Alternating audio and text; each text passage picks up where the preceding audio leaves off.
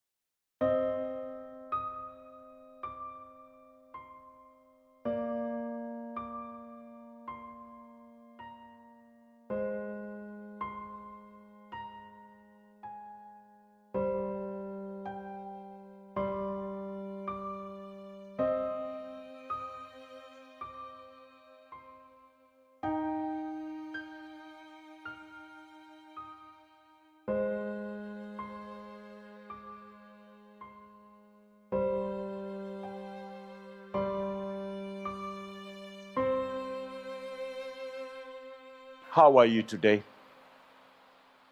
Are you burdened?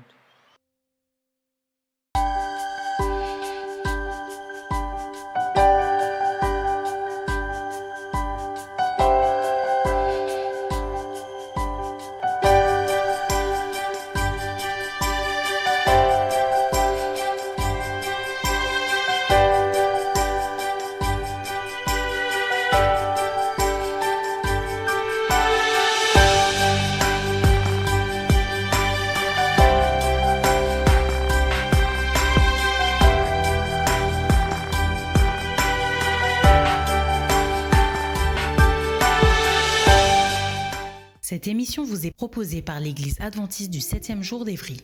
Si vous voulez suivre ce plan, n'hésitez pas à cliquer sur le lien dans la description. N'hésitez pas non plus à vous abonner à notre chaîne Évry Adventiste afin de recevoir toutes les nouvelles vidéos de lecture. Restez jusqu'à la fin car il y aura une méditation sur le texte du jour. Aujourd'hui, nous lirons le livre d'Exode du chapitre 16 à 21. Exode chapitre 16. Toute l'assemblée des enfants d'Israël partit d'Élim et ils arrivèrent au désert de Sin qui était entre Élim et Sinaï, le 15e jour du second mois après leur sortie du pays d'Égypte. Et toute l'assemblée des enfants d'Israël murmura dans le désert contre Moïse et Aaron. Les enfants d'Israël leur dirent : « Que ne sommes-nous morts par la main de l'Éternel dans le pays d'Égypte, quand nous étions assis près des pots de viande, quand nous mangions du pain à satiété ?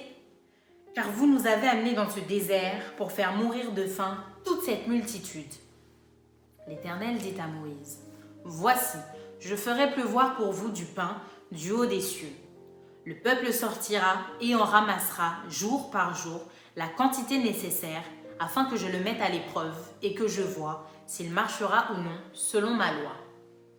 Le 6e jour, lorsqu'ils prépareront ce qu'ils auront apporté, il s'en trouvera le double de ce qu'ils ramasseront jour par jour.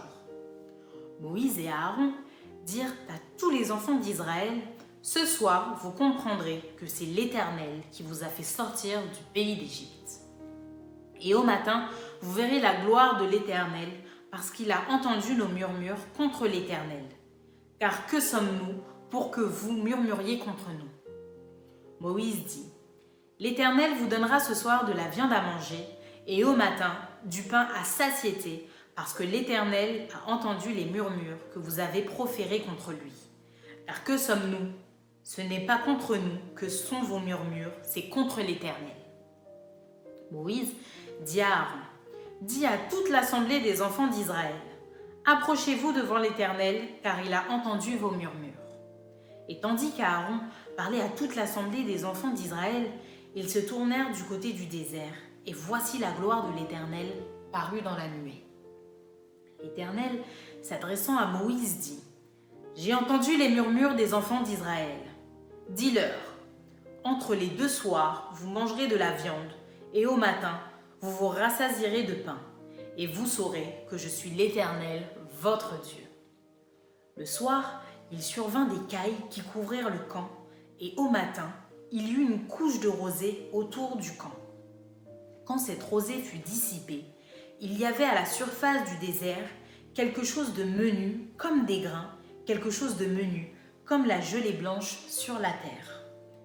Les enfants d'Israël regardèrent et ils se dirent l'un à l'autre, « Qu'est-ce que cela ?»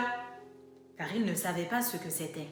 Moïse leur dit, « C'est le pain que l'Éternel vous donne pour nourriture. Voici ce que l'Éternel a ordonné.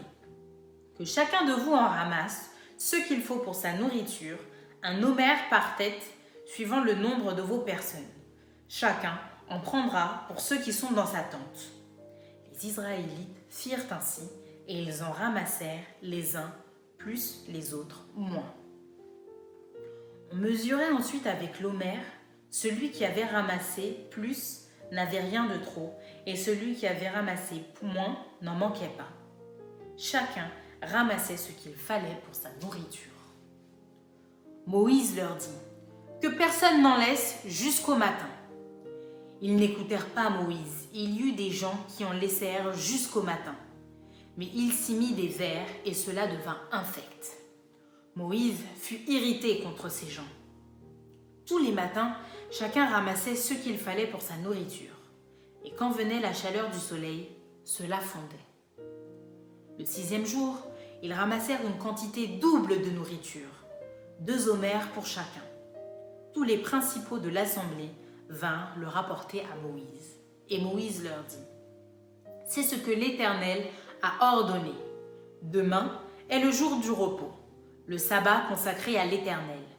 Faites cuire ce que vous avez à faire cuire. Faites bouillir ce que vous avez à faire bouillir. Et mettez en réserve jusqu'au matin tout ce qui restera. » Ils le laissèrent jusqu'au matin, comme Moïse l'avait ordonné, et cela ne devint point infect, et il ne s'y mit point de verre. Moïse dit, « Mangez-le aujourd'hui, car c'est le jour du sabbat. Aujourd'hui, vous n'en trouverez point dans la campagne. Pendant 6 jours, vous en ramasserez, mais le 7e jour, qui est le sabbat, il n'y en aura point. » Le 7e jour, quelques-uns du peuple sortirent pour en ramasser, et ils n'en trouvèrent point.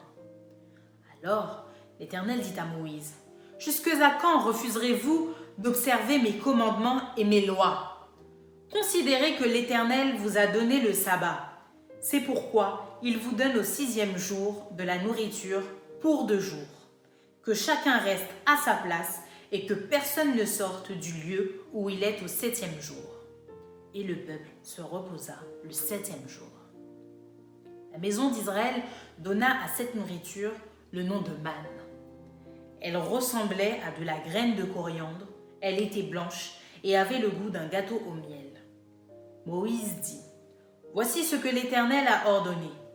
qu'un homère rempli de manne soit conservé pour vos descendants, afin qu'ils voient le pain que je vous ai fait manger dans le désert, après vous avoir fait sortir du pays d'Égypte. » Et Moïse dit à Aaron, « Prends un vase, mets-y de la manne, plein un homère, et dépose-le devant l'Éternel, afin qu'il soit conservé pour vos descendants. » Suivant l'ordre donné par l'Éternel à Moïse, Aaron le déposa devant le témoignage, afin qu'il fût conservé.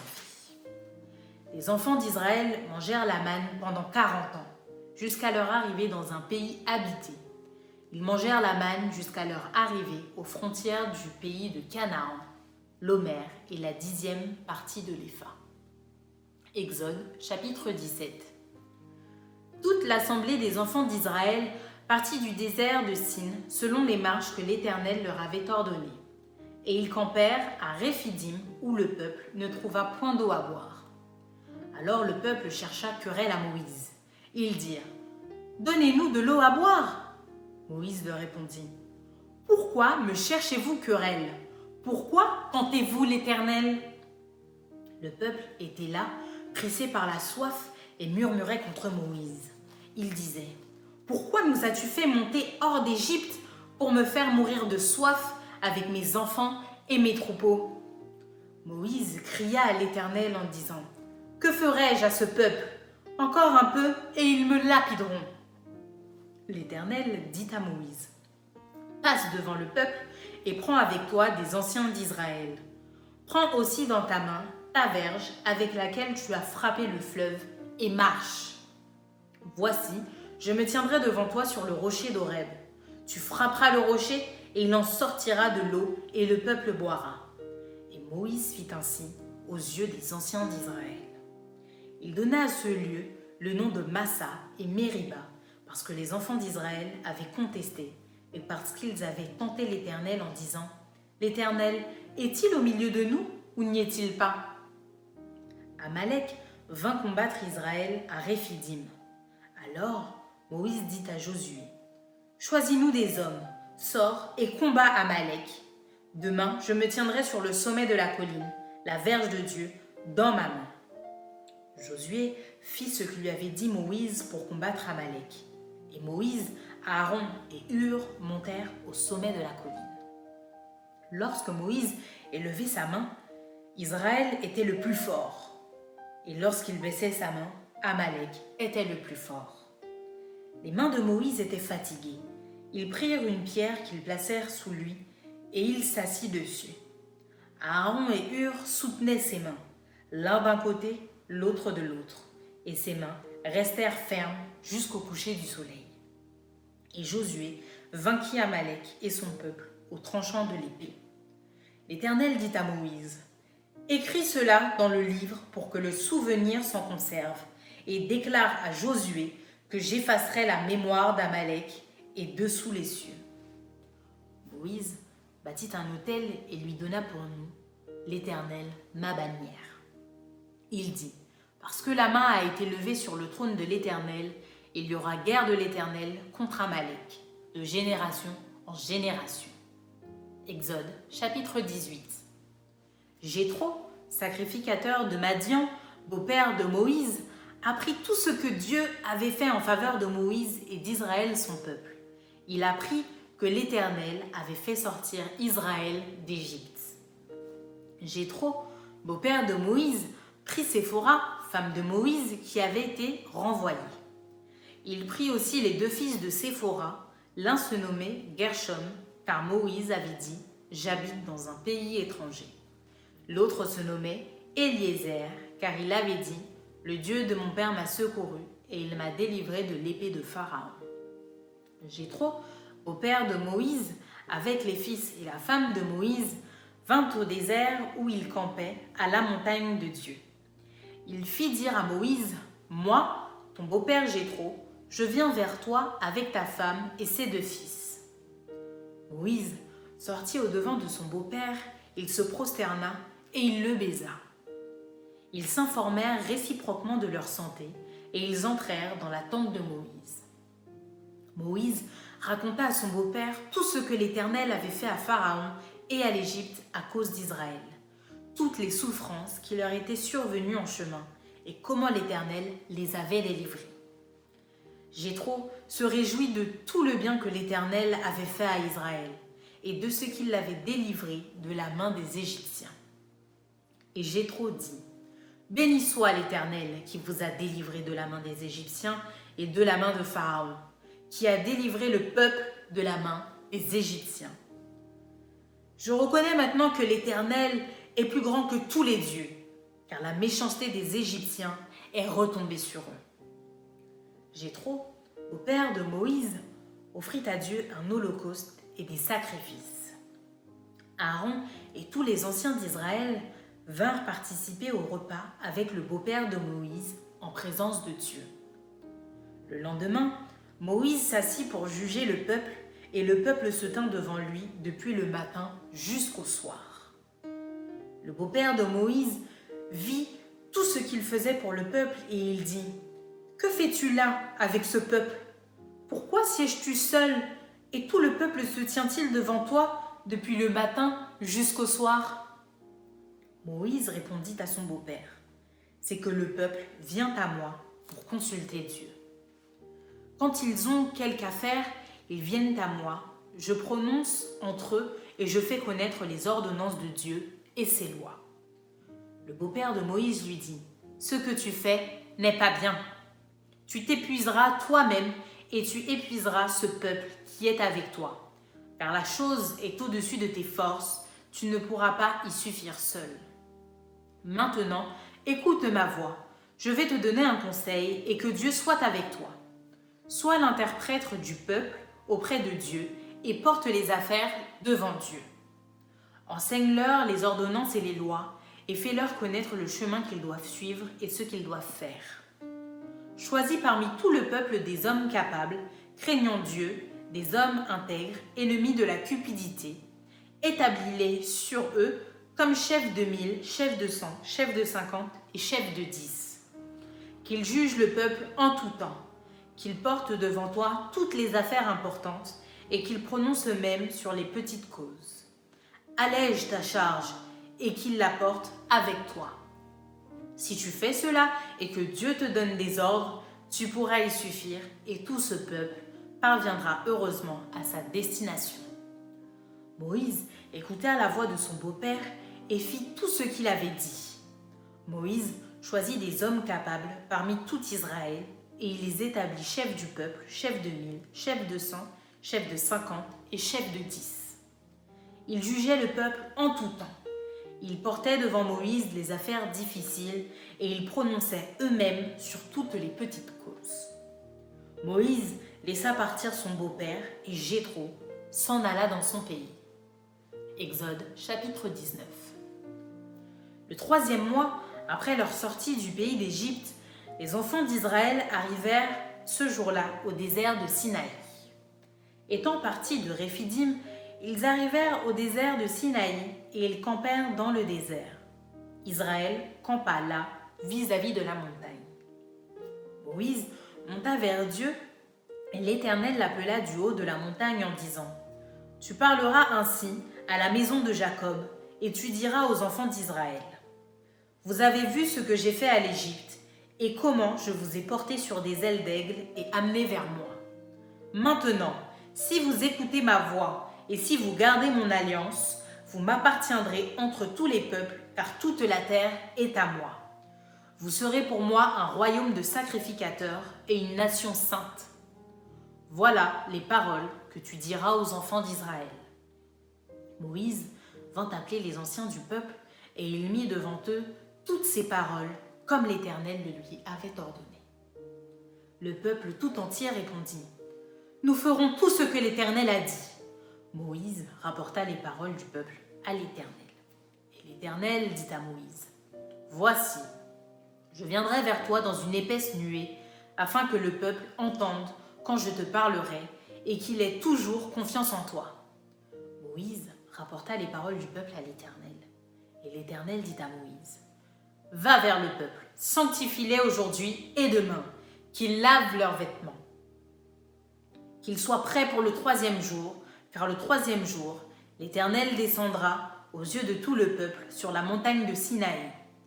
Tu fixeras au peuple des limites tout alentour et tu diras, gardez-vous de monter sur la montagne ou d'en toucher le bord. Quiconque touchera la montagne sera puni de mort.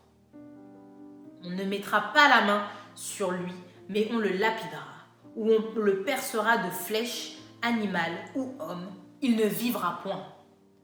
Quand la trompette sonnera, ils s'avanceront près de la montagne. Moïse descendit de la montagne vers le peuple, il sanctifia le peuple et ils lavèrent leurs vêtements. Et il dit au peuple, « Soyez prêts, dans 3 jours, ne vous approchez d'aucune femme. » Le 3e jour au matin, il y eut des tonnerres, des éclairs et une épaisse nuée sur la montagne. Le son de la trompette retentit fortement et tout le peuple qui était dans le camp fut saisi d'épouvante. Moïse fit sortir le peuple du camp à la rencontre de Dieu et ils se placèrent au bas de la montagne. La montagne de Sinaï était toute enfumée parce que l'Éternel y était descendu au milieu du feu. Cette fumée s'élevait comme la fumée d'une fournaise et toute la montagne tremblait avec violence. Le son de la trompette retentissait de plus en plus fortement. Moïse parlait et Dieu lui répondait à haute voix. Ainsi, l'Éternel descendit sur la montagne de Sinaï, sur le sommet de la montagne. L'Éternel appela Moïse sur le sommet de la montagne et Moïse monta. L'Éternel dit à Moïse, « Descends, fais au peuple la défense expresse de se précipiter vers l'Éternel, pour regarder de peur qu'un grand nombre d'entre eux ne périssent. Que les sacrificateurs qui s'approchent de l'Éternel se sanctifient aussi, de peur que l'Éternel ne les frappe de mort. » Moïse dit à l'Éternel, « Le peuple ne pourra pas monter sur la montagne de Sinaï, car tu nous en as fait la défense expresse en disant, « Fixe des limites autour de la montagne et sanctifie-la. » L'Éternel lui dit, « Va, descends, tu monteras ensuite avec Aaron, mais que les sacrificateurs et le peuple ne se précipitent point pour monter vers l'Éternel, de peur qu'il ne les frappe de mort. » Moïse descendit vers le peuple et lui dit ces choses. Exode chapitre 20. Alors Dieu prononça toutes ces paroles en disant, « Je suis l'Éternel ton Dieu, qui t'ai fait sortir du pays d'Égypte, de la maison de serviture. Tu n'auras pas d'autre Dieu devant ma face. Tu ne te feras point d'image taillée, ni de représentation quelconque des choses qui sont en haut dans les cieux, qui sont en bas sur la terre, et qui sont dans les eaux plus bas que la terre. Tu ne te prosterneras point devant elles, et tu ne les serviras point, car moi, l'Éternel, ton Dieu, je suis un Dieu jaloux, qui punit l'iniquité des pères sur les enfants, jusqu'à la 3e et la 4e génération de ceux qui me haïssent, et qui fait miséricorde jusqu'en 1000 générations à ceux qui m'aiment et qui gardent mes commandements. Tu ne prendras point le nom de l'Éternel ton Dieu en vain, car l'Éternel ne laissera point impuni celui qui prendra son nom en vain. Souviens-toi du jour du repos pour le sanctifier. Tu travailleras 6 jours et tu feras tout ton ouvrage. Et le 7e jour est le jour du repos de l'Éternel ton Dieu. Tu ne feras aucun ouvrage, ni toi, ni ton fils, ni ta fille, ni ton serviteur, ni ta servante, ni ton bétail, ni l'étranger qui est dans tes portes. Car en 6 jours, l'Éternel a fait les cieux, la terre et la mer, et tout ce qui est contenu, et il s'est reposé le 7e jour. C'est pourquoi l'Éternel a béni le jour du repos et l'a sanctifié. Honore ton père et ta mère, afin que tes jours se prolongent dans le pays que l'Éternel ton Dieu te donne. Tu ne tueras point, tu ne commettras point d'adultère, tu ne déroberas point, tu ne porteras point de faux témoignages contre ton prochain, tu ne convoiteras point la maison de ton prochain, tu ne convoiteras point la femme de ton prochain, ni son serviteur, ni sa servante, ni son bœuf, ni son âne, ni aucune chose qui appartienne à ton prochain. » Tout le peuple entendait les tonnerres et le son de la trompette. Il voyait les flammes de la montagne fumante. À ce spectacle, le peuple tremblait et se tenait dans l'éloignement.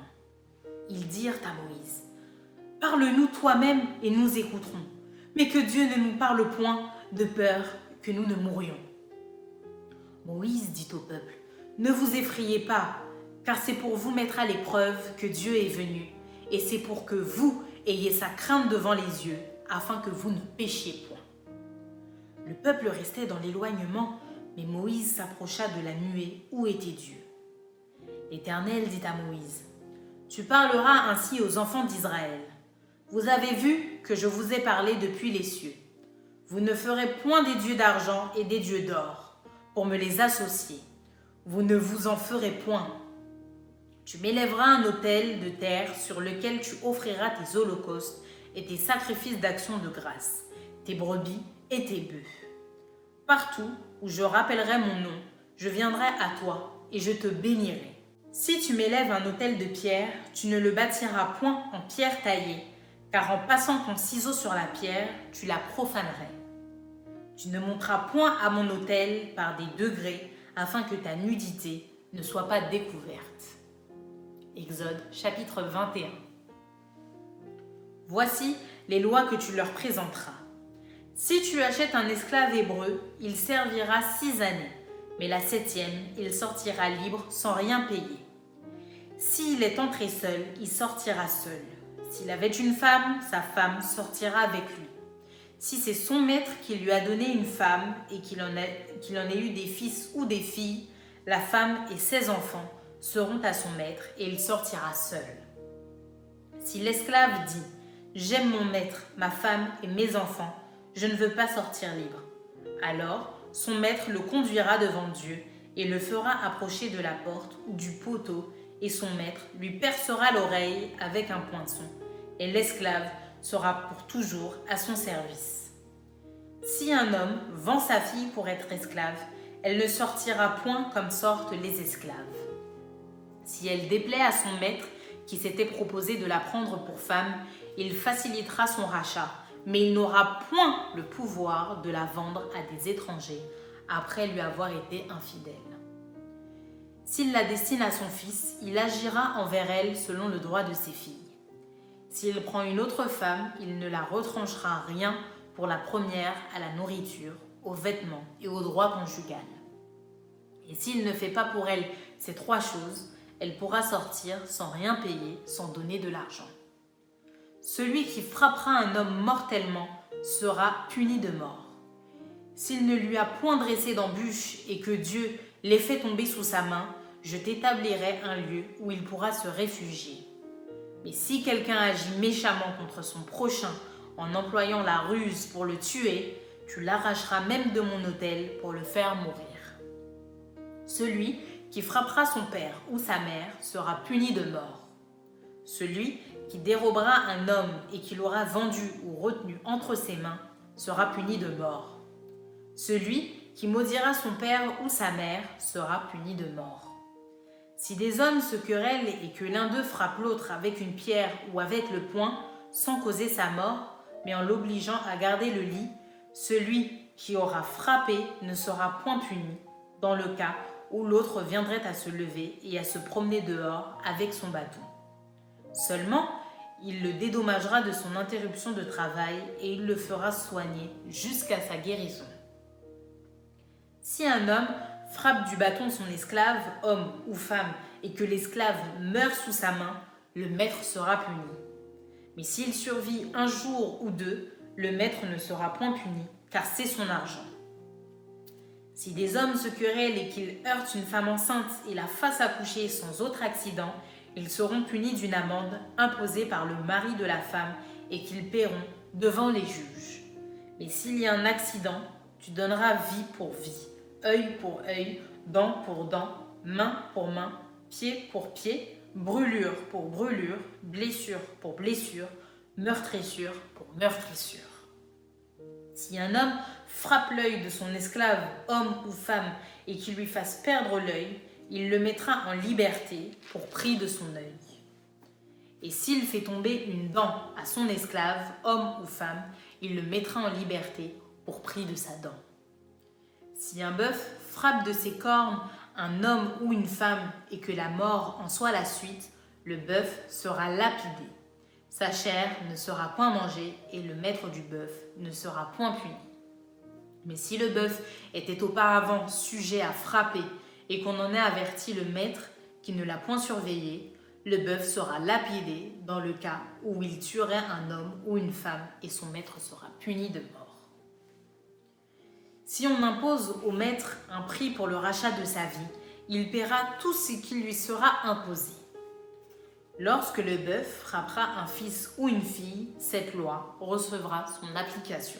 Mais si le bœuf frappe un esclave, homme ou femme, on donnera 30 cycles d'argent au maître de l'esclave et le bœuf sera lapidé. Si un homme met à découvert une citerne ou si un homme en creuse une et ne la couvre pas et qu'il y tombe un bœuf ou un âne, le possesseur de la citerne paiera au maître la valeur de l'animal en argent et aura pour lui l'animal mort. Si le bœuf d'un homme frappe de ses cornes le bœuf d'un autre homme et que la mort en soit la suite, ils vendront le bœuf vivant et en partageront le prix. Ils partageront aussi le bœuf mort. Mais s'il est connu que le bœuf était auparavant sujet à frapper et que son maître ne l'ait point surveillé, ce maître rendra bœuf pour bœuf et aura pour lui le bœuf mort. Maintenant, place à la méditation de ce texte.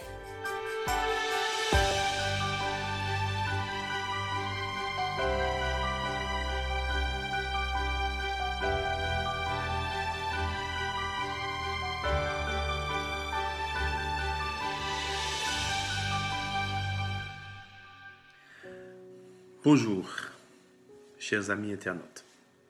Aujourd'hui, nous allons méditer autour du chapitre 16 et 21 du livre de l'Exode. Ici, dans ce contexte, Israël, le peuple d'Israël du moins, venait de traverser la mer Rouge de façon miraculeuse. En effet, Dieu avait opéré au travers de Moïse un miracle inouï. Dieu avait déployé sa toute-puissance en ordonnant à la mer de frayer un passage à son peuple qui était menacé par l'armée égyptienne. Le peuple d'Israël avait vu ce prodige. Il avait du moins goûté à ce miracle prodigieux. Il en avait même profité, car d'un peuple esclave, il était devenu un peuple libre. En effet, Dieu les avait arrachés à la servitude et à la dégradation de façon miraculeuse. Et malgré toute cette sollicitude de Dieu à l'égard de son peuple, et seulement quelques jours après tout cela, Israël commença à douter de la présence de Dieu parmi eux. Ils se sont même posé la question suivante: l'Éternel est-il au milieu de nous ou n'y est-il pas? Pourtant, Dieu leur avait promis d'être leur Dieu.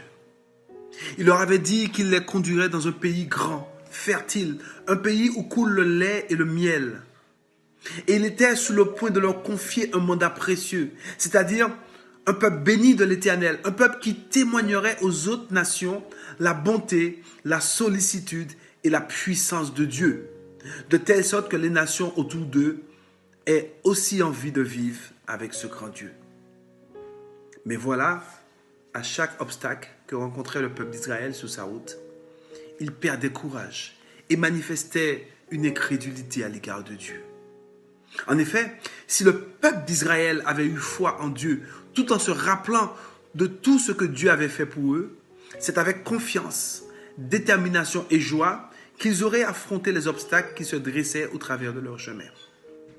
Mais en manifestant peu de foi au Dieu de leur salut, au Dieu qui les avait fait devenir un peuple libre, ils oubliaient de facto la longue suite de miracles auxquels ils avaient assisté et se focalisaient que sur la difficulté du moment.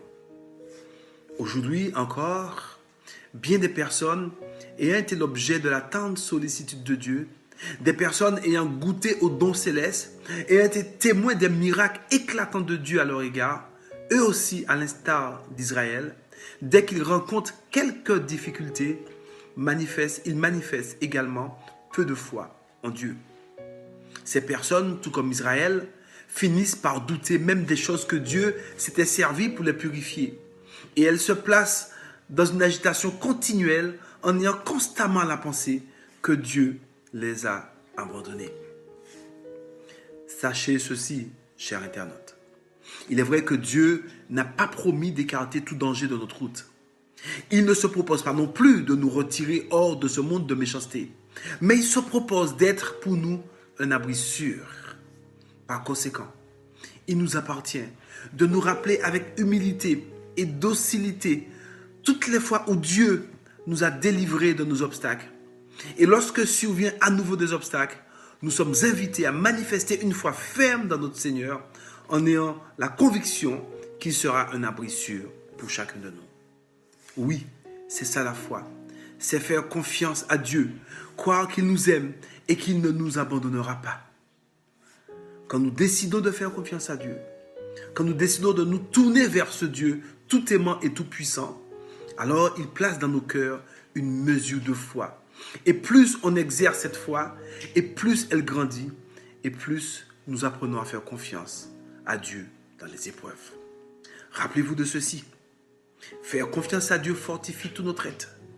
Nous sommes ainsi fortifiés physiquement, mentalement, émotionnellement et spirituellement.